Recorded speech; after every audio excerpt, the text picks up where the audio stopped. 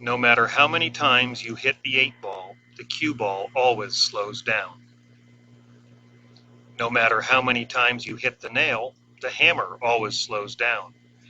And it doesn't matter if it's an elastic collision like that cue ball, or an inelastic collision where they stick together like these toy cars.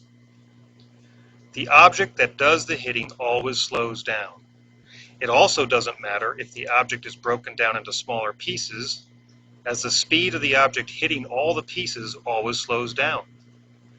Conservation of momentum is a fundamental law of physics that cannot be broken.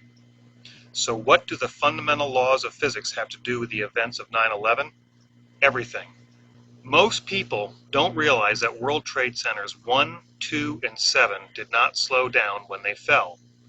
Careful measurements, such as this one by David Chandler, clearly indicates that the velocity of the roof of the towers actually sped up. How can this be? The National Institute of Standards and Technology, or NIST, was tasked with investigating the collapse, but they stopped their investigation at the very moment the roof began to fall. By stopping their study early, they never addressed the physics of the actual fall and just assumed that the collapse was inevitable. But in science, one needs to be very careful when making such bold assumptions. Instead, NIST relies on the work of Professor Bazant and others with their collapse analysis. To explain the energy needed, their hypothesis relies on the notion that the upper block physically crushed the lower concrete floors into dust. They claim the upper, smaller block of the tower crushed the larger, lower block down to the ground, and then the upper block finally crushed itself. In addition, they state that a simultaneous crush down of the tower and crush up of the upper falling block is impossible. But independent analysis refutes the official hypothesis because we do not observe a deceleration or jolt, which is necessary to crush the concrete below. In addition, any block that is dropped on a larger block of the same material would in turn also destroy itself well before it could destroy all of the larger block below. Newton's third law of motion says that for every force there is an opposite but equal force.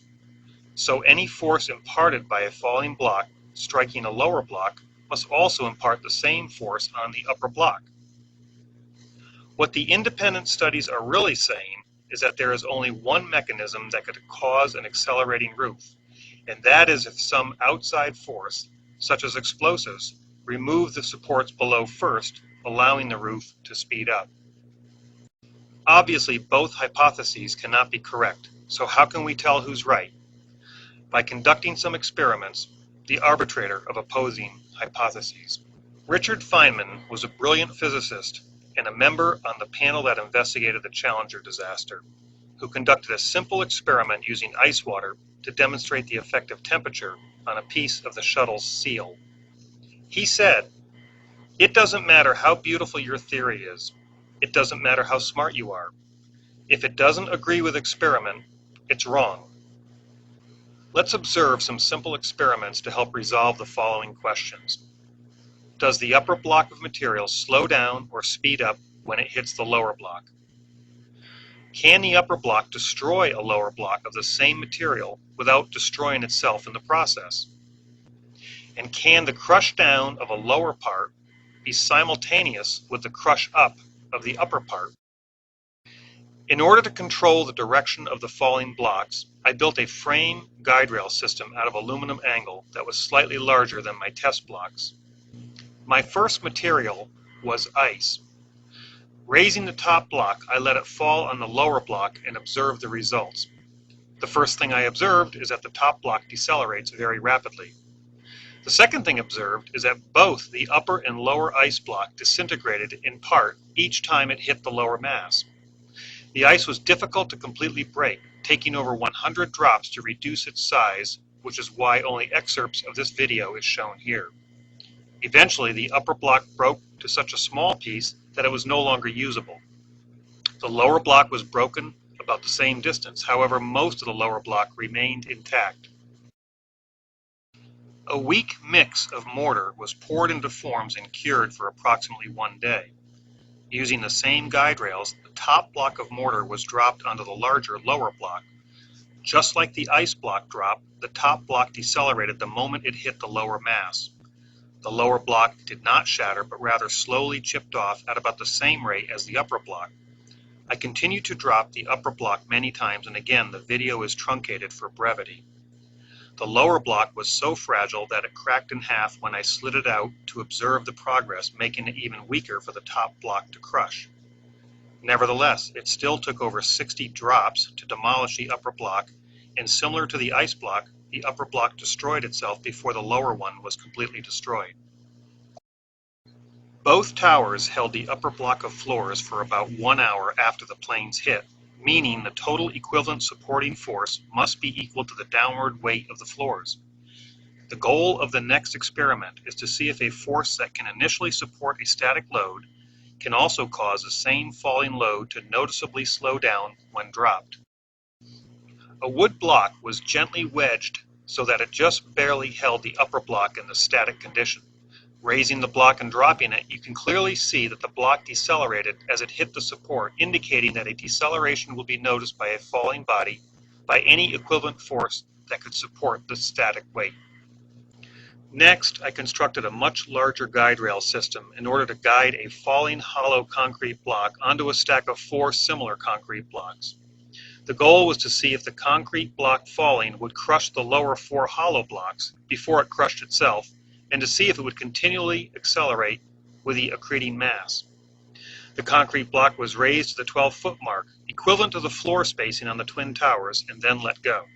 The falling block decelerated rapidly after it hit the lower stack and destroyed both the falling block and the top block virtually simultaneously. However, it did not destroy the lower 3 blocks. The test was repeated with the same blocks, only this time the holes in the blocks were alternated 90 degrees to each other. Similar results were observed. Finally, some very small, weak half blocks were used. The results were identical, however, due to the lack of support from the guide rails they tipped over, but not until after they yielded the same results. The next 3 experiments are real-world examples intended to see if, indeed, as NIST simply assumed, a collapse would be inevitable. Will the collapse of these structures continue to accelerate? And is collapse really inevitable? Based on these 3 real-world examples, an accelerated, straight-down collapse of the structures certainly is not inevitable.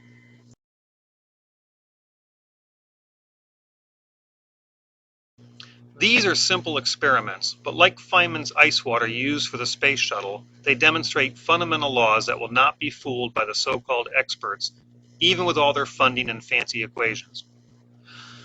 What was demonstrated by this experiment is, 1. Any upper block of material must slow down when it hits any mass or force that previously supported it. 2.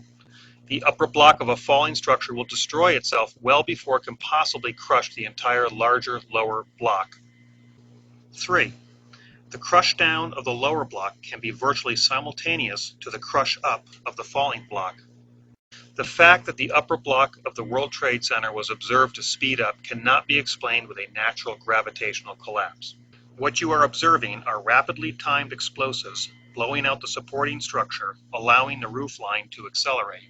Explosives also account for all other evidence found, such as the eutectic steel found by FEMA, the iron microspheres found by the USGS, and the high explosive active nanothermite found in the dust, none of which was addressed by NIST. Perhaps there are experiments that support the official hypothesis that match what we observed, but I cannot think of one.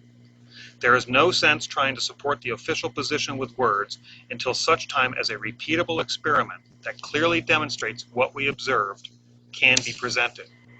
Since the experiments does not match the Bazant hypothesis, it's wrong. NIST assumption that the towers collapse was inevitable is also wrong. The controlled demolition hypothesis is the only one that can be supported by experiment using the scientific method. Always remember the thousands of people that were intentionally murdered that day, and the unnatural acceleration of the towers that defy the laws of physics without assistance from explosives the next time you hit a nail with your hammer or play a game of pool.